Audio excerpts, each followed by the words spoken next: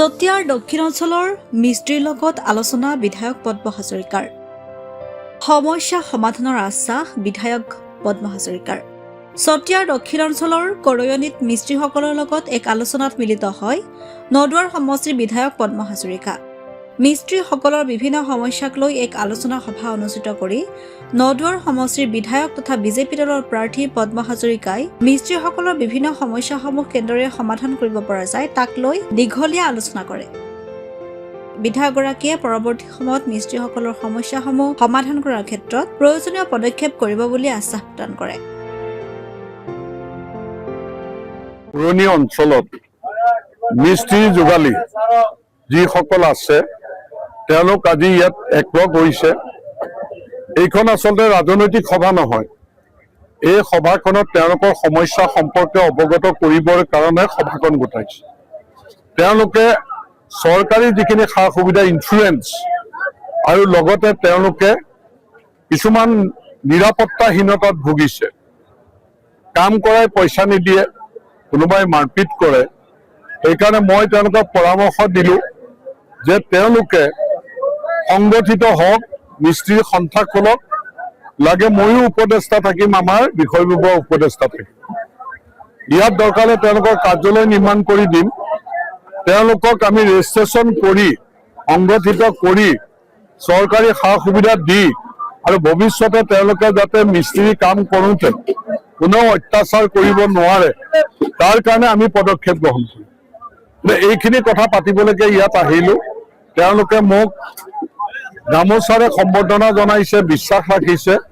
ময়ো অত্যন্ত সুখী যে চতিয়াৰে আমাৰ আচলতে মিস্ত্ৰী যোগালীসকল মোৰ নিজৰ ভাই নিচিনা। এইসকলৰ লগত আজি লগ হৈ কথা পাতিলোঁ, দিনটো মিটিং কৰি আছোঁ। তেওঁলোকক অভিনন্দন জনাইছোঁ আৰু লগতে ভোটটো সুবিধা পাই বিচাৰি দিলোঁ।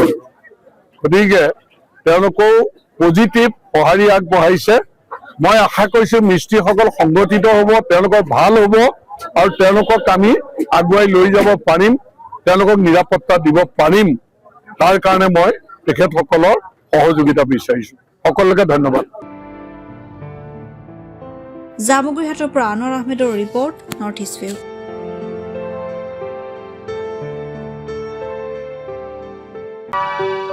আপুনি বাৰু হাড়ৰ সমস্যাৰ কাৰণে পাটনালৈ যাবলৈ চিন্তা কৰি আছে নেকি? এতিয়া আৰু চিন্তা নাই। আপোনাৰ যিকোনো হাড়ৰ সমস্যা হলে এতিয়াৰ পৰা আৰু পাটনালৈ যাব নালাগে, কিয়নো এতিয়াৰ পৰা গুৱাহাটীতে পাব সেই সকলো সা সুবিধা।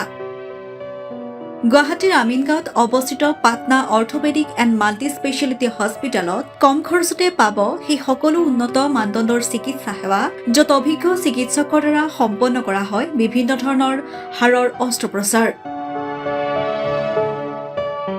বৰ্তমানলৈকে ৩,০০০তকৈও অধিক ৰোগী সুস্থ হৈছে। हमारे हॉस्पिटल में ऑर्थोपेडिक्स से रिलेटेड हर तरह का इलाज जैसे कि joint replacement, trauma surgeries, spine surgeries, Ilizarov surgeries और की होल सर्जरी जिसको आर्थ्रोस्कोपी कहते हैं, उसका इलाज संभव है। উন্নত মানদণ্ডৰ সা সুবিধা থকা হস্পিটেলখনত আছে ৩টাকৈ VIP ৰুম, 11টা কেবিন, জেনেৰেল ৱাৰ্ডত আছে 12খনকৈ বিচনা তথা 7খনকৈ বিচনাযুক্ত ICU। তাৰোপৰি এই হস্পিটেলখনৰ ভিতৰতে আছে ফাৰ্মাচীৰো সা সুবিধা।